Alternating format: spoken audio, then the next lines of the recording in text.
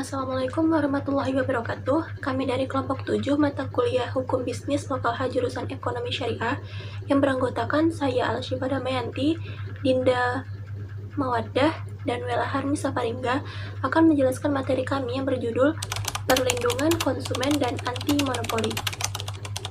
Baiklah, langsung saja.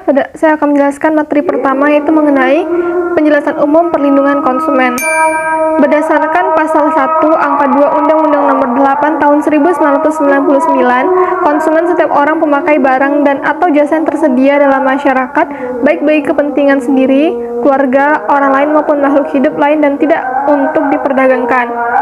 Konsumen membutuhkan produksi barang atau jasa sesuai dengan keperluan sehari-hari. Masyarakat yang memproduksi barang dan jasa perlu memperhatikan kebutuhan-kebutuhan konsumen yang mengkonsumsinya. Jumlah penduduk yang semakin meningkat memberikan dorongan pada peningkatan konsumsi. Kebutuhan konsumsi masyarakat berpenduduk banyak membutuhkan pelayanan yang bervariasi.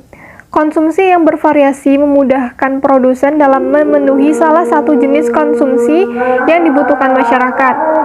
Anggota masyarakat perdesaan maupun perkotaan mempunyai kekhususan produksi yang dibutuhkan untuk konsumsi dirinya dan konsumen. Masyarakat memiliki pengetahuan ilmu konsumsi diharapkan mampu memproduksi barang atau jasa untuk dikonsumsi sendiri maupun konsumen.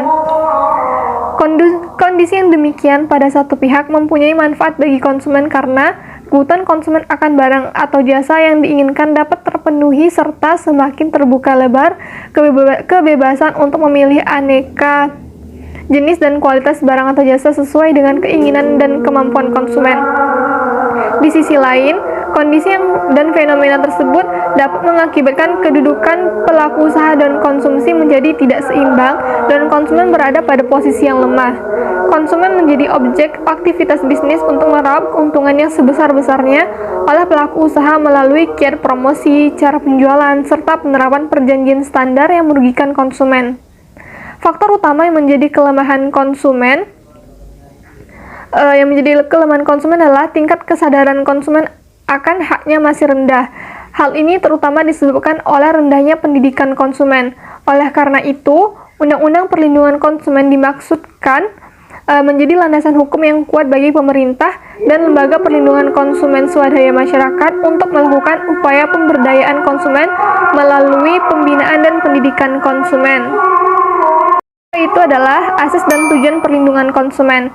Yang pertama, asas manfaat, yaitu bahwa segala upaya dalam menyelenggarakan perlindungan konsumen harus memberikan manfaat sebesar-besarnya bagi kepentingan konsumen dan pelaku usaha secara keseluruhan.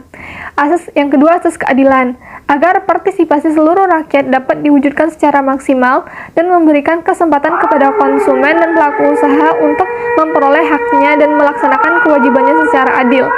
Yang ketiga, itu adalah asas keseimbangan, untuk memberikan keseimbangan antara kepentingan konsumen, pelaku usaha, dan pemerintah dalam arti material maupun spiritual. Yang keempat, itu adalah asas keamanan dan keselamatan konsumen, untuk memberikan jaminan atas keamanan dan keselamatan kepada konsumen dalam penggunaan, pemakaian, dan pemanfaatan barang dan jasa yang dikonsumsi atau didagangkan atau digunakan. Yang kelima, itu asas kepastian hukum, agar baik pelaku usaha maupun konsumen mentaati hukum dan memperoleh keadilan dalam penyelenggaraan perlindungan konsumen serta negara menjamin kepastian hukum. Selanjutnya itu adalah perlindungan konsumen bertujuan untuk yang pertama, meningkatkan kesadaran, kemampuan, dan kemandirian konsumen untuk melindungi diri. Yang kedua, mengangkat harkat dan martabat konsumen dengan cara menghindarkan dari akses negatif pemakaian barang atau jasa. Yang ketiga, itu meningkatkan pemberdayaan konsumen dalam memilih, menentukan, dan menuntut hak-haknya sebagai konsumen. Yang keempat, menetapkan sistem perlindungan konsumen yang mengandung unsur kepastian hukum dan keterbukaan informasi serta akses untuk mendapatkan informasi. Yang kelima, itu menumbuhkan kesadaran pelaku usaha mengenai pentingnya perlindungan konsumen sehingga tumbuh sikap yang jujur dan bertanggung jawab dalam berusaha. Yang keenam, itu meningkatkan kualitas barang atau jasa yang menjamin keberlangsungan usaha produksi barang atau jasa. Itu mengenai hak dan kewajiban konsumen dan pelaku usaha. Yang pertama, hak konsumen. Hak konsumen yang pertama itu adalah hak atas kenyamanan, keamanan, dan keselamatan dalam mengkonsumsi barang atau jasa.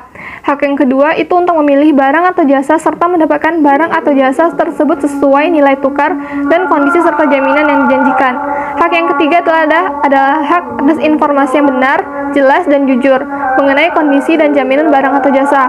Hak yang keempat itu adalah hak untuk didengar, pendapat, dan keluhannya atas barang atau jasa yang digunakan. Hak kelima itu ada hak untuk mendapatkan advokasi, perlindungan konsumen, dan upaya penyelesaian sengketa perlindungan konsumen secara patut.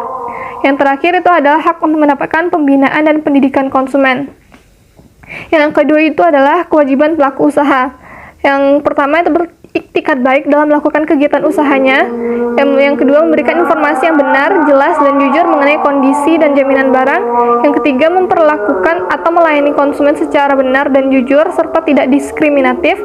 Yang keempat, menjamin mutu barang atau jasa yang diproduksi berdasarkan ketentuan standar mutu barang atau jasa yang berlaku. Yang kelima, memberi kesempatan kepada konsumen untuk menguji atau mencoba barang atau jasa tertentu serta memberi jaminan dan atau garansi atas barang yang dibuat atau diperdagangkan. Yang selanjutnya, memberi kompensasi, ganti rugi, dan atau pengganti atas kerugian akibat penggunaan, pemakaian, dan pemanfaatan barang atau jasa yang diperdagangkan. Yaitu yang terakhir, memberi kompensasi ganti rugi atau penggantian apabila barang yang diterima atau dimanfaatkan tidak sesuai dengan perjanjian. Baiklah, saya Dina Mawadda akan melanjutkan materi yang selanjutnya, yaitu pengertian anti monopoli. Dalam Undang-Undang Nomor 5 Tahun 1999 tentang larangan praktik monopoli dan persaingan usaha tidak sehat dalam ketentuan umum memuat beberapa pengertian dalam hubungannya dengan kegiatan monopoli dan persaingan usaha tidak sehat. Yang pertama yaitu monopoli adalah penguasaan atau produksi dan atau pemasaran suatu barang dan atas jasa tertentu oleh suatu pelaku usaha atau satu kelompok usaha pelaku. Nah, yang kedua yaitu praktik monopoli adalah pemusatan kegiatan ekonomi oleh satu atau lebih pelaku usaha yang mengakibatkan dikuasainya produksi atau pemasaran atas barang dan jasa tertentu sehingga menimbulkan persaingan usaha tidak sehat dan dapat merugikan kepentingan umum. Kemudian yang ketiga yaitu pemutusan kekuatan ekonomi adalah penguasaan yang nyata atas suatu pasar bersangkutan oleh satu atau lebih pelaku usaha sehingga dapat menentukan harga barang dan jasa. Yang selanjutnya yaitu bagian 5, asas dan tujuan Undang-Undang Anti Monopoli. Dalam melakukan kegiatan usaha di Indonesia, pelaku usaha harus berasaskan demokrasi ekonomi dengan memperhatikan keseimbangan antara kepentingan pelaku usaha dan kepentingan umum, yang mana tujuan yang terkandung di dalam Undang-Undang Nomor 5 Tahun 1999 yaitu yang pertama, menjaga kepentingan umum dan meningkatkan kesejahteraan rakyat. Yang kedua, mewujudkan iklim usaha yang kondusif melalui pengaturan persaingan usaha yang sehat sehingga menjamin adanya yang kepastian keseimbangan atau kesempatan berusaha yang sama bagi pelaku usaha besar, pelaku usaha menengah, dan pelaku usaha kecil. Kemudian yang bagian 3 yaitu mencegah praktik monopoli dan persaingan usaha tidak sehat yang mana yang ditimbulkan oleh pelaku usaha tersebut. Kemudian terakhir yaitu keempat, terciptanya efektivitas dan efisiensi pelaku usaha. 3 yaitu penguasaan pasar, yang keempat di bagian persengkongkolan, dan yang kelima yaitu posisi dominan pada pasal 25, dan yang keenam yaitu jabatan rangkap pada pasal 26. Kemudian yang ketujuh, pemilihan saham atau pemilikan saham yang terdapat pada pasal 27. Yang kedelapan yaitu penggabungan, pelaburan, dan pengembalian. Materi selanjutnya yang akan dijelaskan mengenai perjanjian yang dilarang dalam Undang-Undang Anti Monopoli. Dalam perjanjian yang dilarang dalam Undang-Undang Anti Monopoli ada 10 yang termasuk di dalamnya: oligopoli, penetapan harga, pembagian wilayah, pemboikotan, kartel, trust, oligopsoni, perjanjian tertutup, integrasi vertikal, dan perjanjian dengan pihak luar negeri. Selanjutnya yang akan dibahas mengenai hal-hal yang dikecualikan dari Undang-Undang Anti Monopoli. Yang pertama, perjanjian yang dikecualikan. Dalam perjanjian yang dikecualikan, salah satunya termasuk perjanjian yang berkaitan dengan hak atas kekayaan intelektual seperti lisensi, paten, merek dagang, hak cipta, dan lain-lainnya. Yang kedua, perbuatan yang dikecualikan. Dalam perbuatan yang dikecualikan termasuk salah satunya perbuatan pelaku usaha yang tergolong dalam pelaku usaha. Yang ketiga, perbuatan atau perjanjian yang diperkecualikan. Salah satunya yaitu perbuatan atau perjanjian yang bertujuan untuk melaksanakan peraturan perundang-undangan yang berlaku.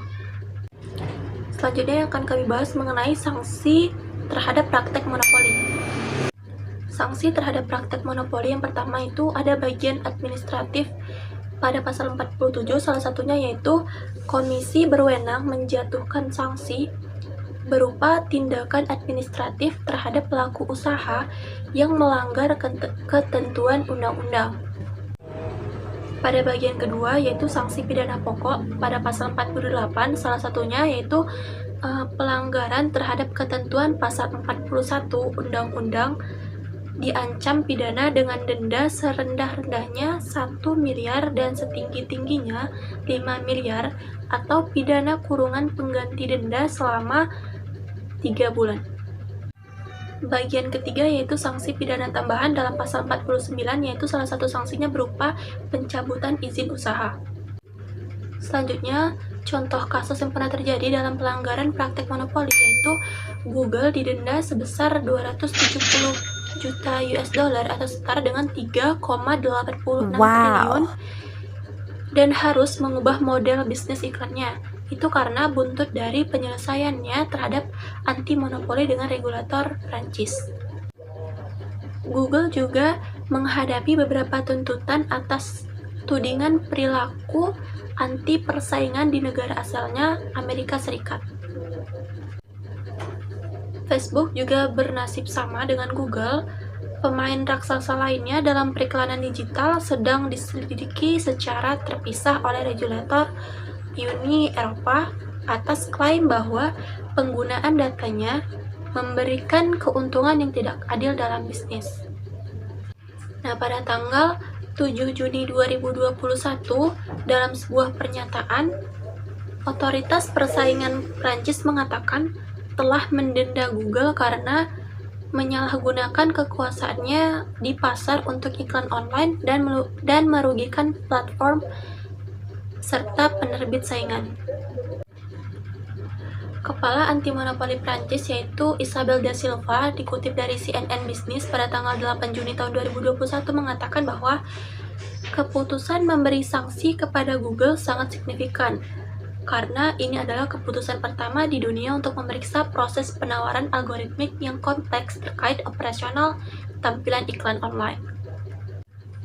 De Silva mengatakan bahwa denda dan komitmen Google akan memulihkan tingkat persaingan untuk semua pihak dan kemampuan penerbit untuk memanfaatkan ruang iklan mereka sebaik-baiknya. Dalam kasus terpisah, Google menghadapi beberapa kasus anti monopoli di Amerika Serikat, termasuk kasus yang diajukan oleh pemerintah federal yang menuduh perusahaan tersebut mengoperasikan monopoli ilegal di pasar pencarian online dan iklan pencarian. Baiklah, itu saja penjelasan dari kelompok kami mengenai perlindungan konsumen dan anti monopoli. Semoga dapat dipahami. Terima kasih dan wassalamualaikum warahmatullahi wabarakatuh.